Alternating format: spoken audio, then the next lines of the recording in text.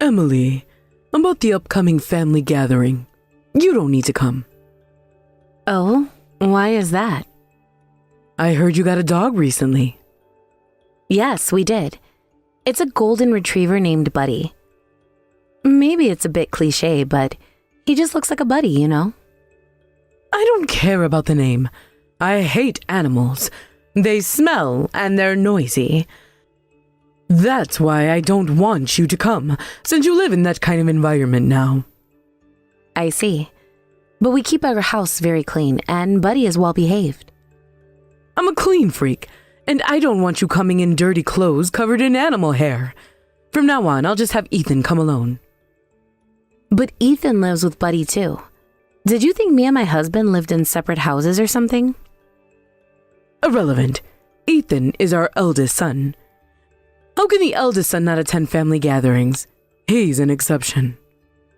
I see. Why did you even get a dog when you know I hate animals? Are you trying to antagonize me? I'm sorry, I didn't know you hated animals. I bet you selfishly insisted on getting one. You're taking advantage of Ethan's kindness. He never even liked dogs.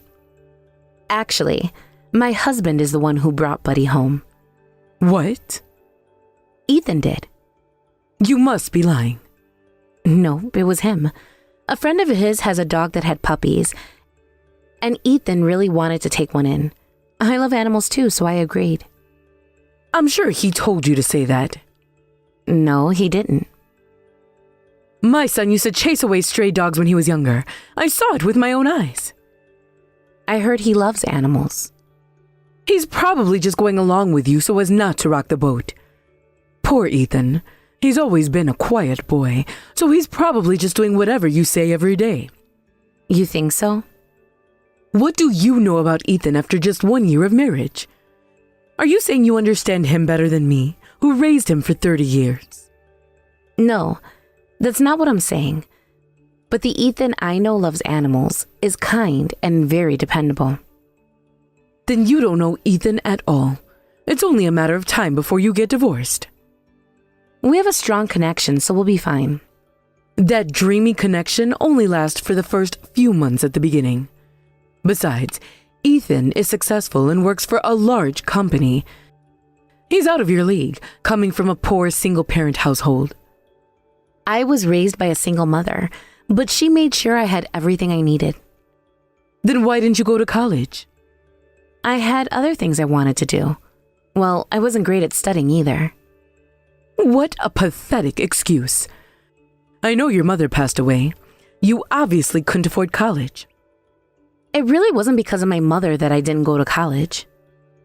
God, do you ever stop answering back? Either way, the fact is you didn't go to college. Everyone in our family has a degree except you. It's just not right for the eldest son's wife. You're an embarrassment to us. So, would it have been better if I had a college degree? Even with a degree, it wouldn't change much. Poor people generally stay poor their whole lives. It's a matter of bloodline. Don't think you can easily escape it just because you married my son. That's quite a harsh perspective. It's reality.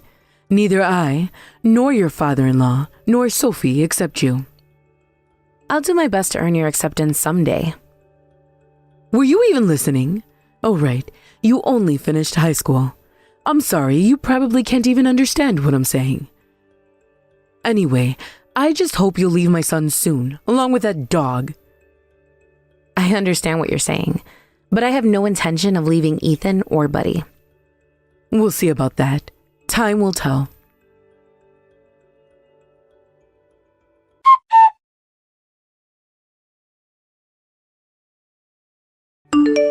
Emily, did you hear from my son? We're having a family dinner at the end of this month. Yes, to celebrate Sophie's engagement, right? But is it okay for me to attend? Sophie's engagement is a joyous occasion. Her fiancé is an elite employee at T Corporation. The whole family needs to celebrate together. Oh? Her fiancé works at T Corporation?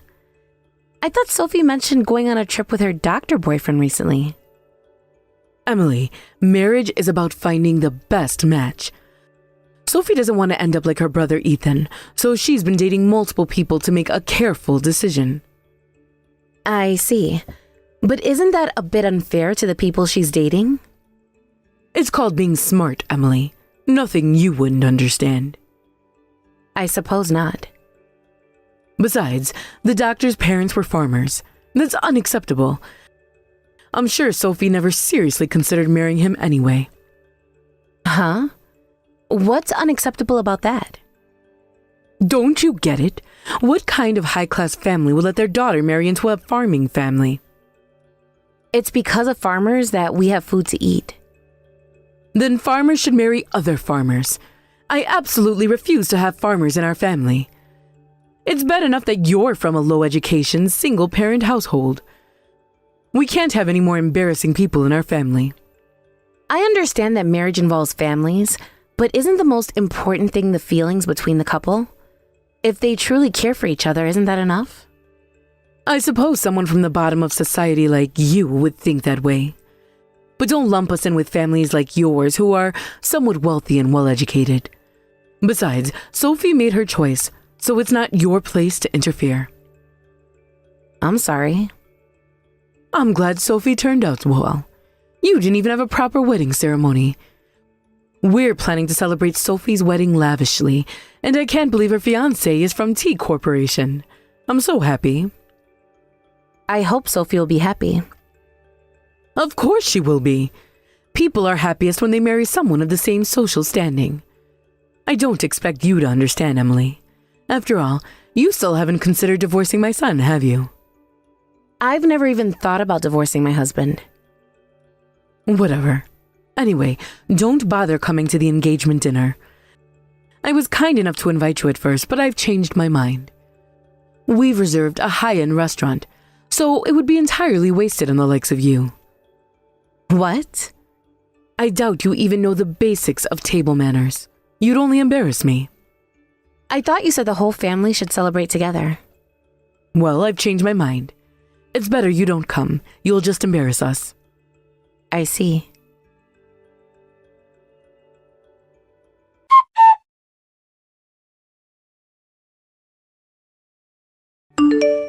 Emily, can you tell Ethan to come back to the restaurant quickly? Sophie's engagement celebration is being ruined. Hey, Karen, Ethan won't be going back to the restaurant. What? Why not? Well, there wasn't a seat for me, was there? Of course not. I only reserved seats for family members. But you invited me too, didn't you? I only invited you as a formality. I never thought you'd actually have the nerve to come. How shameless of you to show up uninvited. Respectable, decent people would have the sense to decline. I see. Is this what it's like for all poor people? Completely clueless about their place in the world? Oh wait, that's right. You didn't understand your place, which is exactly why you ended up getting married to my son. I understand how you feel now, Karen. I don't understand you at all. How does it feel to be humiliated at a fancy restaurant? You must have been so happy thinking you were finally accepted, but how disappointing for you. It's okay. I have my own reservation. What? How could you make a reservation? Do you have any idea how expensive this restaurant is? Did you ask my son to make a reservation for you? No, I made the reservation myself, and I plan to pay for the meal too. Stop lying. I don't see you anywhere in this restaurant. That's because I'm not in the same space as you. My husband and I are dining in a private room. Private room? This restaurant doesn't have private rooms. Actually, it does. There are private rooms available only to customers who spend a significant amount throughout the year. Most people can't access them. Are you saying you're treated like a VIP? I suppose so. We're considered regular customers. Don't say such nonsense. There's no way you could be a regular customer. Even if there were VIP rooms, I doubt even my son could access them. Stop telling such obvious lies. Actually, this restaurant is run by my mother's friend. In fact, my mother invested in it. What? Why is your mother involved in this? Your mother was just a cleaner, wasn't she? That's a misunderstanding on your part. My mother owns a cleaning company. She's also been investing personally for a long time and has quite a bit of assets. Company management and investments? That's a lie. There's no way your family could be wealthier than ours. And it's strange that you hidden this all along. If she wasn't just a cleaner, you should have corrected me from the start. My mother told me not to correct you. But why? She probably thought there was no need to explain the truth to someone who doesn't bother to get to know others and judges people based solely on their socioeconomic status and family background. That's ridiculous. By the way, I also run a small company. I take after my mom, you see. What? And I have some connections at T Corporation, so I informed Sophie's fiancé that he's not her only man. I told him she's also with the farmer's son you so desperately hate, but unlike the guy you forced her to get engaged to, she actually loves him. Something tells me the engagement will be called off soon. Wait a minute, no. These are clearly nothing but the sad delusions of a poverty-dwelling depth groveler. I only speak the truth.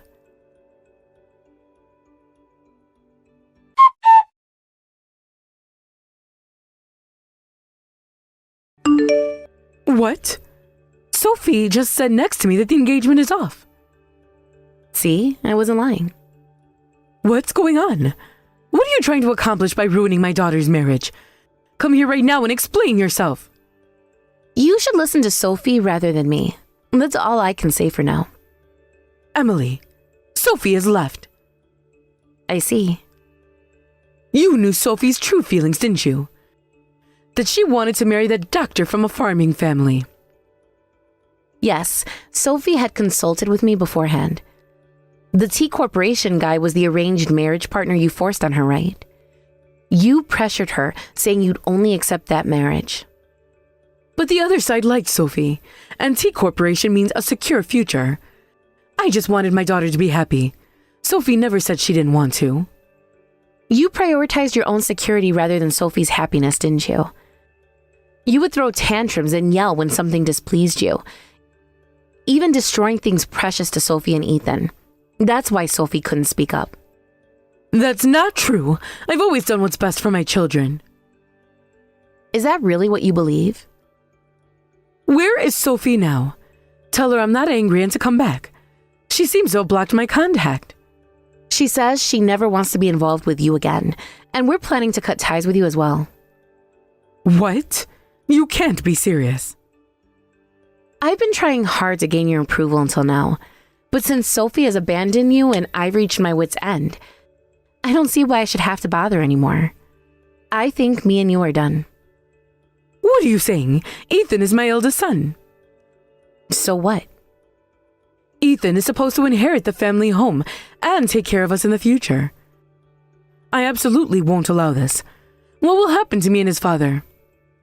Who knows? Do you have any idea how much money we spent on Ethan's education? Raising children isn't free, you know. Are you saying we can cut ties if we pay back the child-rearing expenses? That's common courtesy, isn't it? Then there's no problem. Ethan has been sending you money ever since he started working, right?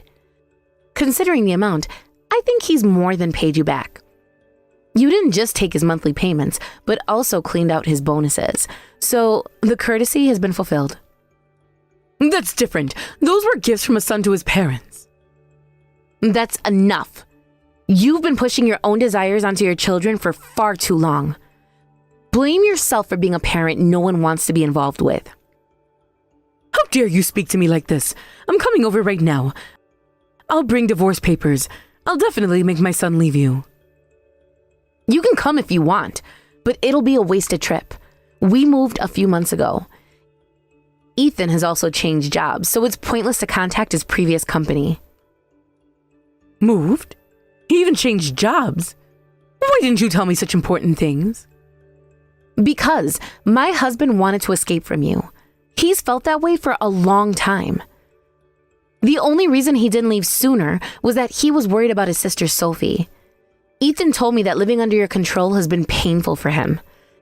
It was all he knew growing up, and when he finally entered the real world, he found it really difficult to cope. That's not true. Ethan loves us. By the way, the reason Ethan used to chase away stray dogs was to protect them from you. Apparently, you would throw stones at them or hit them with sticks, and he felt sorry for them. Ethan has always loved animals. Isn't it you who doesn't know anything about your son? No, that can't be true. It is. You've never really known your children at all. Please, I can't contact my son either. That's your answer. He changed his phone number to avoid any contact with you. Emily, please. I'm sorry. I didn't mean any harm. I just wanted my children to be happy. I didn't want them to make mistakes. You were using your children for your own lifestyle, weren't you? You didn't want them to make mistakes because it would inconvenience you. You just wanted things to go your way, regardless of your children's feelings or wishes. This didn't change even after they became adults. That's not true. I love my children. You started controlling Ethan and Sophie financially after they entered society, didn't you? I was shocked to find out that neither of them had any savings despite earning decent incomes. But they said they'd give me money. If they didn't, I said I'd go to their workplace to collect it. So they had no choice. Do you realize how manipulative that is? I didn't mean it that way. Emily, I want to talk things over with them. Please, contact Ethan and Sophie. I'll apologize for being wrong. They can marry whoever they want and I'll accept you too, Emily. It's too late now. They've been hurt for far too long. But can't you ask them? Both my son and daughter seem to trust you. You're the only one I can rely on now. I refuse. You've always looked down on me and even insulted my mother who raised me single-handedly. Why do you think I would listen to your request? But you're my daughter-in-law, and I'm willing to accept you now. You're a pitiful person. Well, since you never accepted me, you're not my family. So please, don't ever think you can rely on me again, because we're strangers now. Emily, please, I'm begging you. I'm sorry, but this conversation is over. Goodbye, Karen.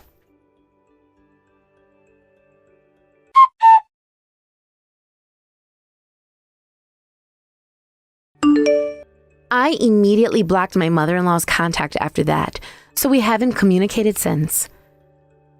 The panic she showed about being cut off wasn't about concern for their old age. It was because she had hidden debts from her husband.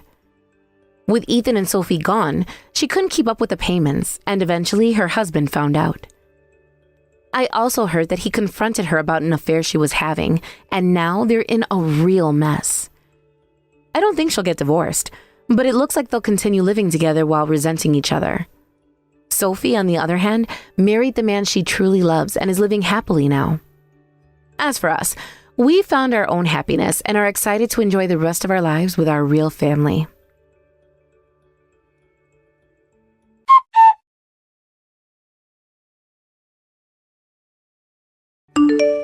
Ethan, I just got off the phone with your mother. She's quite upset. I can imagine. How are you feeling? Honestly, I'm relieved. It feels like a weight has been lifted off our shoulders. I feel the same way. I'm sorry you had to deal with her for so long. It's not your fault, honey. I'm just glad we're free now. Me too. How's Sophie doing? She's doing well. She's with her boyfriend now, the doctor. They're planning their future together.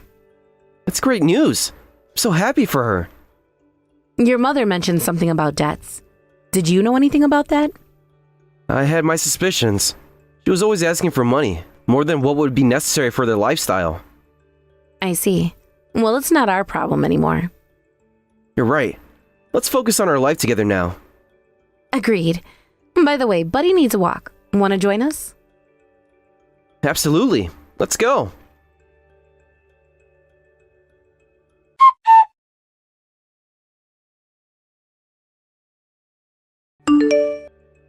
Emily, thank you so much for everything you've done. You're welcome, Sophie. I'm just glad you're happy now. I am. I can't believe I'm finally free to be with the man I love.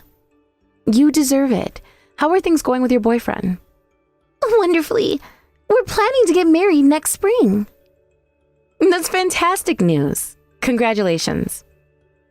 Thank you. I was wondering, would you and Ethan like to be part of the wedding party? We'd be honored. Of course we will. Great!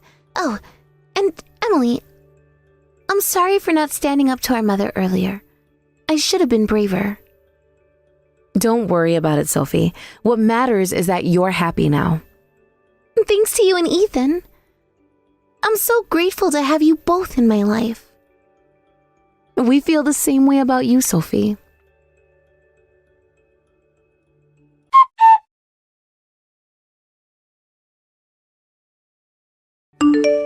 Emily, I've been thinking About what, honey? about starting our own family. What do you think? I think that's a wonderful idea. Are you sure you're ready?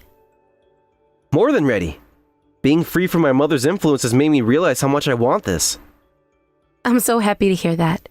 I've been thinking about it too. Really? That's great. When should we start trying? How about now? Now sounds perfect.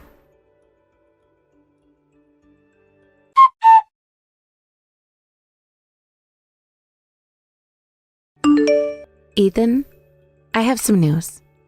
What is it, sweetheart? I'm pregnant. Oh my god, it's amazing news. I'm going to be a father. And I'm going to be a mother. We're going to have our own little family. I can't wait. I promise to be the best father I can be. I know you will be. We'll give our child all the love and support they need. Unlike how we grew up. Exactly. Our child will never doubt our love or feel controlled. I love you so much, Emily. I love you too, Ethan.